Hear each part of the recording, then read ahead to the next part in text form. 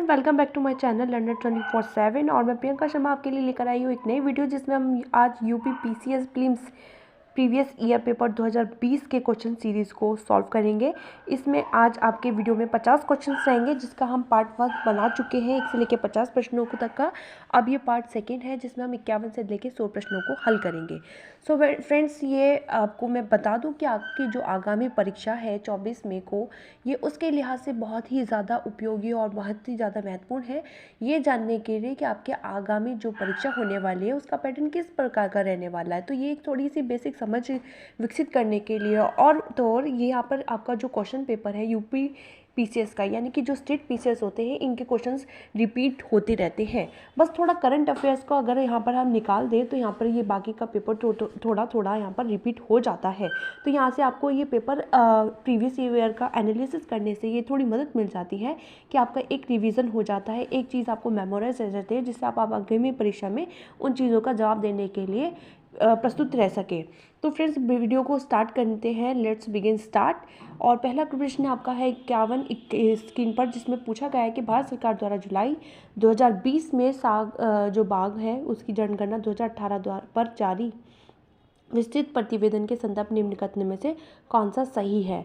तो भारत सरकार द्वारा जुलाई 2020 में बाघों की गणना 2018 पर जारी विस्तृत प्रतिवेदन के संदर्भ में सही है। तो ये दोनों ही है कि भारत में विश्व की कुल बाघों की आबादी जो है 70% है और भारत के लगभग 30% बाघ अभ्यारण्य बाहर रहते हैं, बाघ अभ्यारण्य के बाहर रहते हैं। जो 30% बाघ हैं वो बाघ अभ्यारण्य के बाहर रहते हैं। तो यहाँ पर ए और दो कथन आपके सी ऑप्शन यहाँ पर आपका फ्रेंड करेक्ट हो जाता है। इस प्रश्न को थोड़ा करीब से देखिएगा क्योंकि यहाँ पे इन्वायरमेंट से बायोरिजर्व से प्रश्न बहुत ज़्यादा आ रहे हैं। तो ये इन्वायरमेंट का पोर्शन है तो उसको थोड़ा ध्यान में रखिएगा फ्रेंड्स। प्रश्न संख्या 52 देखेंगे जिसमें पूछा गया है कि एक नदी हिमालय पार ट्रांस हिमालय नदी है। तो इसमें से झेलम, गंगा, रावी नहीं है, लेकिन सतलज जो है वो ट्रांस हिमालय नदी है। तो ये आपका ज्योग्राफी से रिलेट करता हुआ प्रश्न था। मैं उम्मीद करती हूँ फ्रेंड्स आपने पूरी तैयारी कर ली होगी, लेकिन आपको previous year paper test series लगाने के प्रैक्टिस सेट आप कर रहे होंगे। तो उनमें से एक छोटी सी हेल्प मेरी भी यही है कि मैं आप लोगों की यहाँ पर मदद कर सकूँ प्रीवियस ईयर पेपर को लगाने में। तो फ्रेंड्स, मैं आपको बताना चाहती हूँ कि आपने जैसे कि पढ़ ही लिया होगा, सारी किताबें आपने अच्छे से जो स्टैंडर्ड बुक से आपने उन सब चीज़ों को कवर कर ही लिया होगा।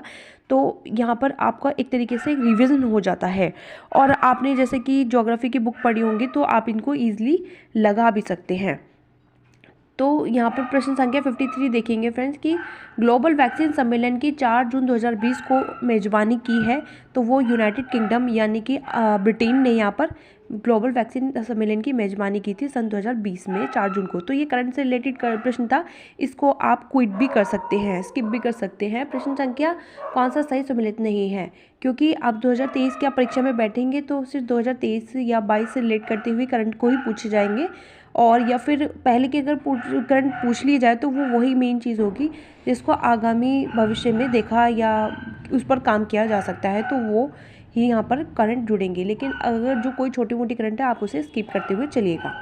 प्रश्न संख्या 54 देखेंगे फ्रेंड, जिसमें सही सम्मिलित नहीं है को बताना है। एक और जनजाति है, दूसरा उससे रिलेटेड अवस्थिति है।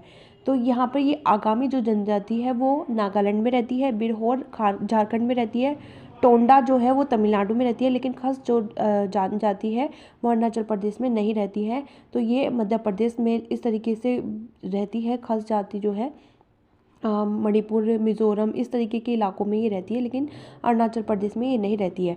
बाकी 3 पर भी हमें ध्यान देना है, ज़रूरी है फ्रेंड्स। यहाँ से हमें 3 चीज़ें और पता चल जाती हैं। एक सही सम्मिलित नहीं है लेकिन बाकी 3 तो सही सम्मिलित है, तो उनको भी थोड़ा सा ध्यान में रखते हुए आगे बढ़ेंगे। प्रश्न संख्या 55 देखेंगे फ्रेंड्स, जिसमें पूछा गया है कि रक्षा मंत्रालय भारत सरकार द्वारा अगस्त 2020 में प्रारंभ किया गया सार्थक निम्न में से कौन किससे संबंधित है। तो ये अपतटीय जो गश्ती जहाज है ये उससे संबंधित है। सन 2020 में प्रारंभ किया गया था, ये रक्षा मंत्रालय भारत सरकार द्वारा सार्थक नामक दिया गया था इसे। ये अपतटीय गश्ती जहाज था। प्रश्न संख्या 56 देखेंगे आगे बढ़ते हुए, जिसमें हमें मैच द फॉलोइंग का लगाना है। एक तरफ झील है और दूसरा वो झील कहाँ पर स्थित है, ये हमें मैच मिलाना है। तो साला झील जो है वो अरुणाचल प्रदेश में स्थित है और जो बड़खल झील है वो हरियाणा में स्थित है। लोकटक झील आपका मणिपुर में स्थित है और काली बेली झील जो है आपका तमिलनाडु में स्थित है। तो इस तरीके से ऑप्शन ए फ्रेंड्स आपका ठीक हो जाता है। प्रश्न संख्या 57 देखेंगे, जिसमें पूछा गया है कि किस राज्य सरकार ने पशु किसान क्रेडिट कार्ड योजना का प्रारंभ वर्ष 2020 में किया है। तो ये हरियाणा में पशु किसान क्रेडिट कार्ड की योजना का जो प्रारंभ है वर्ष 2020 में हरियाणा सरकार ने किया था। प्रश्न संख्या 58 आगे बढ़ते हुए देखेंगे, जिसमें कथन और कारण दिया गया है। कथन कहता है कि अहमदाबाद भारत में सूती वस्त्र उद्योग का सबसे बड़ा केंद्र है। तो यहाँ पर ये गलत है कि सूती वस्त्र का जो सबसे बड़ा उद्योग है अहमदाबाद में है, तो ये नहीं है, और भी जगह इसके हो सकते हैं। तो अहमदाबाद बस और जो कारण है वो उसे भी देख लेते हैं। तो वो कहता है कि अहमदाबाद भारत के प्रमुख कपास उत्पादन क्षेत्र में स्थित है, इसलिए इसे कच्चा माल की कोई समस्या नहीं है। नीचे दिए गए कूट सही सम्मिलित कीजिए। तो ए गलत है और आर सही है, जैसे कि ऑप्शन आपके सामने है। तो यहाँ पर ऑप्शन डी आपका फ्रेंड्स करेक्ट हो जाता है कि डी अहमदाबाद भारत के प्रमुख कपास उत्पादन क्षेत्र में स्थित है, लेकिन इसे कच्चा माल की कोई समस्या नहीं है। प्रश्न संख्या 59 देखेंगे फ्रेंड्स, जिसमें पूछा गया है 27 जुलाई 2020 को भारत के प्रधानमंत्री ने किस स्थान पर कोविड-19 परीक्षण के लिए 3 नई भारतीय चिकित्सा अनुसंधान परिषद ICMR उच्च श्रेणी परीक्षण प्रयोगशाला का वस्तुतः उद्घाटन किया था। तो वो कोलकाता, नोएडा और बॉम्बे था, जहाँ पर इन्होंने कोविड-19 के परीक्षण के लिए 3 नई उच्च श्रेणी प्रयोगशालाओं का उद्घाटन किया था। तो ये थोड़ा सा ध्यान में रखने वाली बात है। तो ये पूछ भी सकते हैं और नहीं भी पूछ सकते हैं। तो कोलकाता, नोएडा, बॉम्बे ये इस तरीके का ऑप्शन बी ऑप्शन आपका यहाँ पर करेक्ट हो जाता है। प्रश्न संख्या 60 देखेंगे फ्रेंड, जिसमें पूछा गया है कि भारत की नवीनतम पर्वत श्रेणी है हिमाद्री श्रेणी। जो नवीनतम मतलब एकदम नई पर्वत जो श्रेणी बनी है भारत में, तो वो उसे हिमाद्री श्रेणी कहा जाता है। तो वो बहुत ज़्यादा पुरानी, लेकिन उसे ज्योग्राफिकल लैंग्वेज में नवीनतम पर्वत जो श्रेणी है उसे कह देते हैं। तो हिमाद्री श्रेणी आपने ज्योग्राफी में उसे पढ़ा होगा। तो हिमाद्री श्रेणी यहाँ पर नवीनतम पर्वत श्रेणी है। प्रश्न संख्या 61 देखेंगे आगे बढ़ते हुए। तो इसमें प्रश्न दिया गया है, उत्तर प्रदेश के निम्न में से किस हवाई अड्डे को भारत के केंद्रीय मंत्रिमंडल ने 24 जून 2020 को अंतर्राष्ट्रीय दर्जा स्वीकृत किया है। तो यहाँ पर आपका कुशीनगर हवाई अड्डा जो है वो 2020 को राष्ट्रीय हवाई अड्डा दर्ज किया गया है।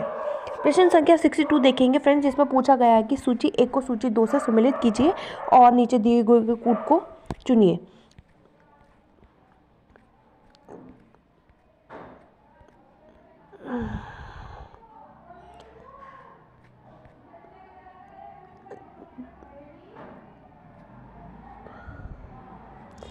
तो प्रश्न संख्या 62 है यहाँ पे आपका फ्रेंड।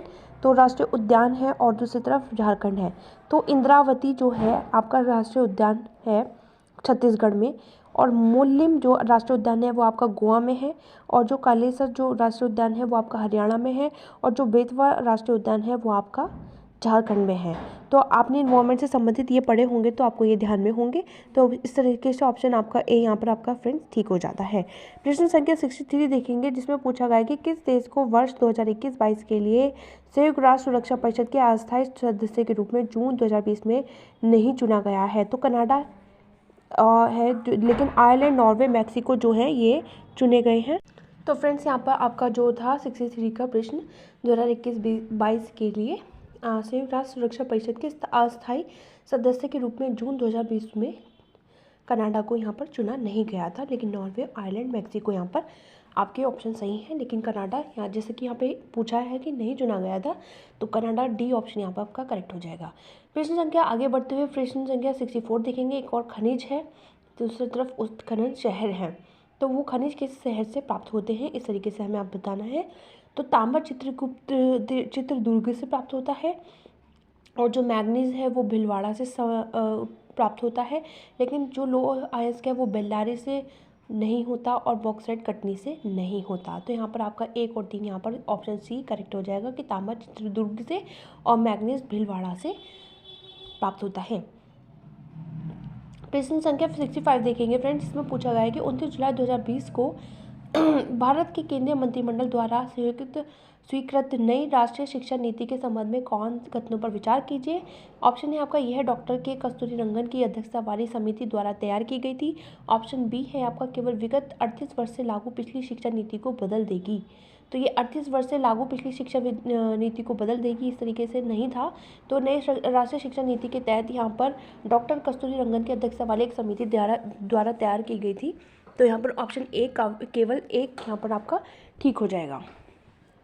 प्रश्न संख्या 66 देखेंगे फ्रेंड्स, जिसमें पूछा गया है कि कश्मीर घाटी स्थित है तो पीर पंजाल और हिमालय पर्वत श्रेणी के मध्य में स्थित है। जैसे कि आपने इसे ज्योग्राफी वाले पैटर्न में पढ़ा होगा, तो जो कश्मीर घाटी है वो पीर पंजाल और हिमालय पर्वत श्रेणी के बीच में स्थित है। तो ऑप्शन बी यहाँ पर आपका फ्रेंड्स करेक्ट हो जाएगा। प्रश्न संख्या 67 देखेंगे, जिसमें पूछा गया है कि संघ और राज्य क्षेत्र द्वारा 7 अगस्त 2020 को विद्युत चालित वाहन नीति की घोषणा की गई है। तो ये दिल्ली में, सी ऑप्शन यहाँ पर आपका ठीक हो जाएगा। तो यह दिल्ली में की गई है। प्रश्न संख्या 68 देखेंगे फ्रेंड्स, इसमें पूछा गया है कि यमुना नदी के निम्नलिखित सहायक नदियों पर विचार कीजिए, उन्हें पश्चिम से पूर्व की ओर क्रम में व्यवस्थित कीजिए।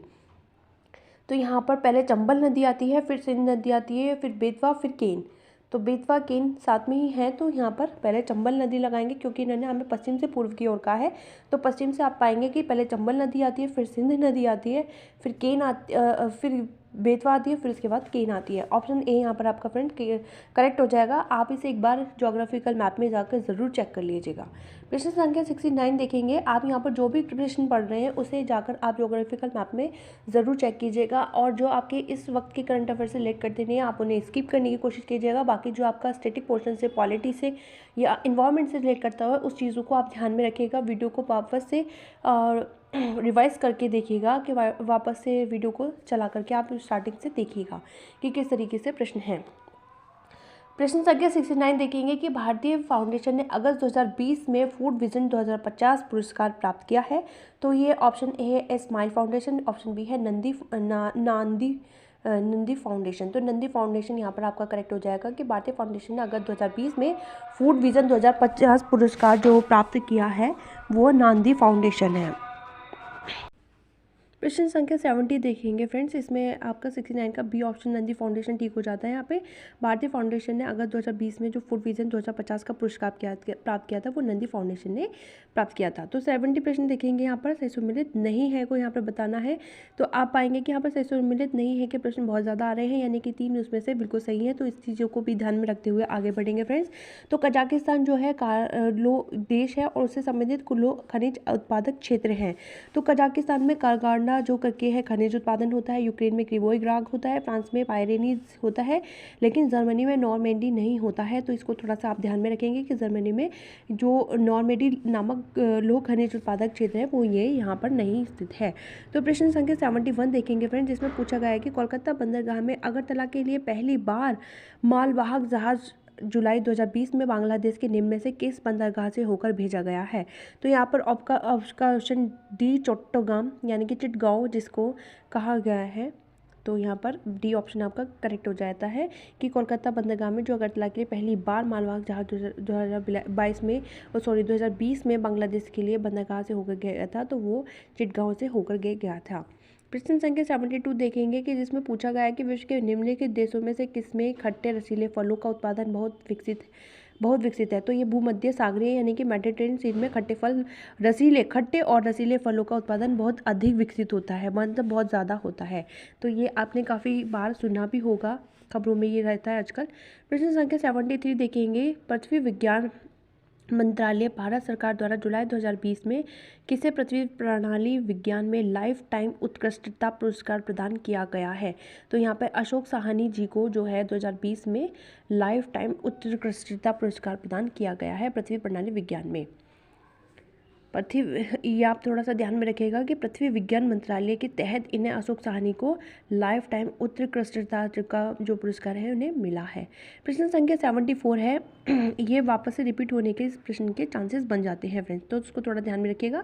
प्रश्न संख्या 74 है जिसमें मैच द फॉलोइंग, एक तरफ सब ट्रॉपिकल जो साइक्लोन के बारे में किया गया है और दूसरा उसके रिलेट करते हुए देश, यानी कि जो ट्रॉपिकल है जो साइक्लोन है उसको इन कंट्रीज़ में किस नाम से जाना जाता है वो हमें इसको मैच करना है। तो जैसे मुझे यहाँ पर पता है कि टाइफून जो है वो चीन में जाना जाता है, तो यहाँ पर मैं सी को 2 लगा दूंगी। तो इस तरीके से मेरा ईजिली आसानी से आज जो जवाब है बी ऑप्शन यहाँ पर मेरा करेक्ट हो जाता है। ये बेहद ईजी है। और हरिकेन यहाँ पर अमेरिका में जाना जाता है, जो हरिकेन को हमें यहाँ पे अमेरिका से कर देंगे, तो इसका आंसर बी यहाँ पर ऑप्शन टी का जाएगा। तो ऑप्शन ए बैगुआ नाम से जाना जाता है, ये आपका फिलीपींस में बैगुआ एक साइक्लोन का नाम है। फिलीपींस में इसको जाना जाता है, फिलीपींस में बैगुआ नाम से साइक्लोन को जाना जाता है। हरिकेन अमेरिका में बोला जाता है इसको, टाइफून चीन में बोला जाता है, और बिली बिली जो है आपका ऑस्ट्रेलिया में बोला जाता है। तो इसका ऑप्शन बी आपका यहाँ पर करेक्ट हो जाएगा। प्रश्न संख्या 75 देखते हैं, सुपोषण यानी कि यूटिफिकेशन के संबंध में कौन सा सही है। ऑप्शन है आपका, यह जल में घुलित ऑक्सीजन को कम करता है, यह जल निकाय के पोषक तत्व संवर्धन की घटना है। ऑप्शन है आपका 1 और 2 दोनों, ना तो 1 ना ही 2 ना ही 1 केवल 1 केवल 2। तो यहाँ पर बहुत 8-2 हो जाएंगे। ऑप्शन सी करेक्ट हो जाएगा आपका वे कि यह जल में घुलित ऑक्सीजन को कम करता है और यह जल निकाय के पोषक तत्व संवर्धन की घटना है। प्रश्न संख्या 76 देखेंगे फ्रेंड, जिसमें पूछा गया है कि डार्लिंग श्रृंखला ऑस्ट्रेलिया के निम्न तटों में से किस पर अवस्थित है।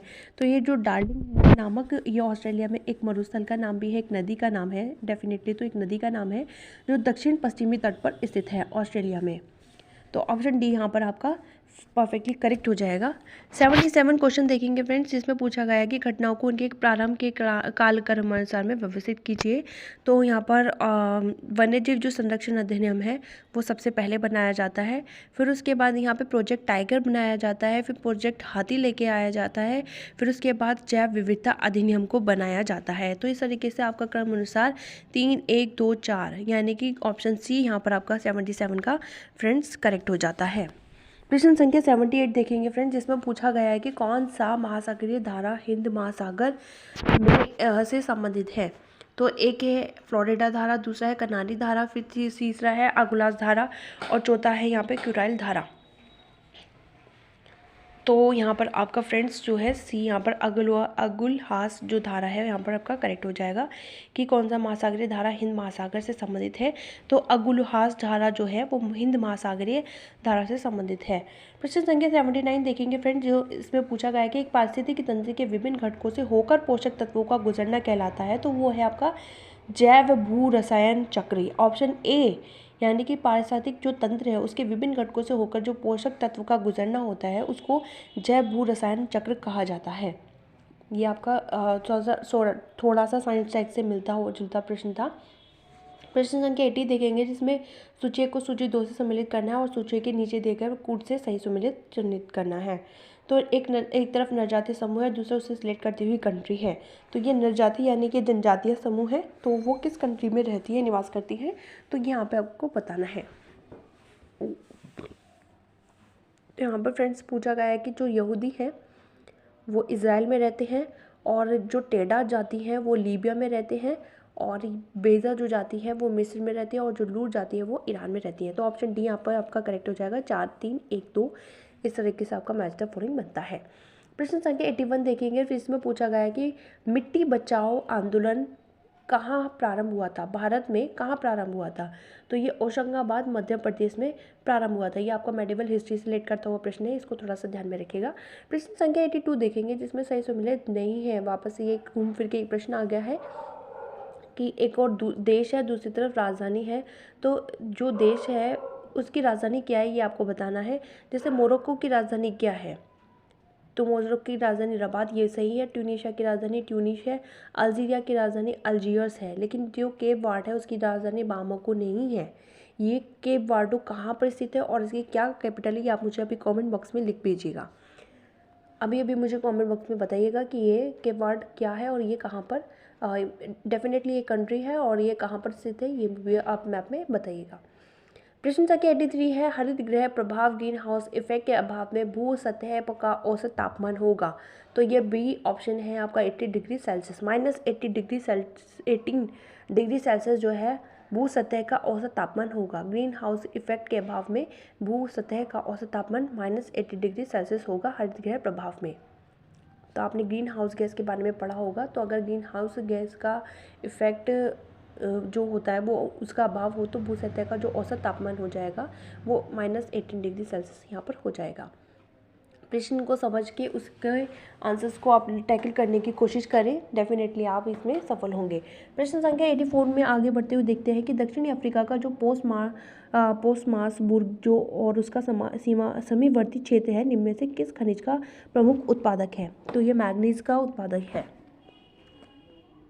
प्रश्न संख्या 85 देखेंगे फ्रेंड्स, जिसमें पूछा गया कि समुदाय का पूर्ण क्रम जो क्रम से एक निश्चित स्थान पर बदलता है और कहलाता है, तो ये है आपका सीयर। ऑप्शन बी यहाँ पर सीयर। जो समुदाय का पूर्ण क्रम जो क्रम से एक निश्चित स्थान पर बतलाता है और कहलाता है, वो सीयर कहलाता है। तो यहाँ पर 85 का ऑप्शन बी सीयर यहाँ पर करेक्ट हो जाएगा फ्रेंड्स। आगे बढ़ते हुए प्रश्न संख्या 86 देखेंगे, जिसमें मैच द फॉलोइंग है। एक तरफ पर्वत है, दूसरा उससे रिलेट करती कंट्री है कि ये पर्वत किस देश में स्थित है, ये आपको बताना है। तो यहाँ पर जो एटलस पर्वत है वो आपका मोरक्को में स्थित है। मोरक्को एक कॉन्टिनेंट है जो अमेरिका और जो नॉर्थ अमेरिका है उसके बीच में एक छोटा सा कंट्री है और ठीक ठाक कंट्री है, ज़्यादा छोटी भी नहीं है। तो ये एक बीच के जोड़ की तरह काम करता है मोरक्को। आप इसे मैप में ज़रूर देखिएगा। जो कालिमंजारो पर्वत है वो आपका तंजानिया में स्थित है और जो चिम्बोरोजो नामक पर्वत है वो आपका इक्वेडोर में स्थित है और जो पायरेनीज है वो आपका स्पेन में देश में स्थित है। तो इस तरीके से ऑप्शन ए यहाँ पर आपका फ्रेंड्स करेक्ट हो जाता है। 4 3 2 1 करके इस तरह ऑप्शन है आपके। प्रश्न संख्या 87 देखेंगे आपका, जिसमें पूछा गया है कि किस प्राकृतिक पदार्थ में लोह यानी कि जिसका फॉर्मूला Fe विद्यमान होता है वो मायोग्लोबिन होता है। ये किस में विद्यमान होता है? तो ये मायोग्लोबिन में विद्यमान होता है। लो फी यानी कि विद्यमान होता है, तो ये मायोग्लोबिन में विद्यमान होता है। प्रश्न संख्या 88 देखेंगे फ्रेंड्स, जिसमें पूछा गया है कि मलेशिया में किंगटा घाटी प्रसिद्ध है। तो मलेशिया में किंगटा घाटी जो है प्रसिद्ध है वो टीन उत्पादन के लिए प्रसिद्ध है। यहाँ पर टीन उत्पादन बहुत ज़्यादा होता है। टीन उत्पादन आप लोग सभी जानते होंगे। प्रश्न संख्या 89 देखेंगे कि जीन के भीतर अनुक्रम आधार में परिवर्तन कहलाता है। तो ये जीन के भीतर जो अनुक्रम आधार में परिवर्तन होता है वो उत्परिवर्तन कहलाता है। प्रश्न संख्या 90 देखेंगे फ्रेंड्स, जिसमें पूछा गया कि किन देशों से होकर भूमध्य रेखा नहीं गुजरती। तो भूमध्य रेखा किन देशों से होकर नहीं गुजरती, ये आपको मैप में देख करके लगाना है। यहाँ तो आपको बस ऐसे ही मैं बता दूंगी कि जो गैबन और सोमालिया है यहाँ पर वो उन भूमध्य रेखा यहाँ पर से नहीं गुजरती है, लेकिन भूमध्य रेखीय गिनी जो है, पापुआ न्यू गिनी करके इस तरीके से एक कंट्री है, और रवांडा, इनसे ये भूमध्य रेखा नहीं गुजरती। लेकिन जो गैबन और सोमालिया है वहाँ से भूमध्य रेखा गुजरती है। तो 1 और 2 दोनों यहाँ पर आपका ऐसे क्षेत्र है जहाँ से भूमध्य रेखा गुजरती है, लेकिन जो भूमध्य रेखीय गिनी और रवांडा है, भूमध्य रेखीय गिनी और रवांडा यहाँ से भूमध्य रेखा यहाँ पर नहीं गुजरती है। तो इसे एक बार मैप में ज़रूर देख लेगा फ्रेंड्स।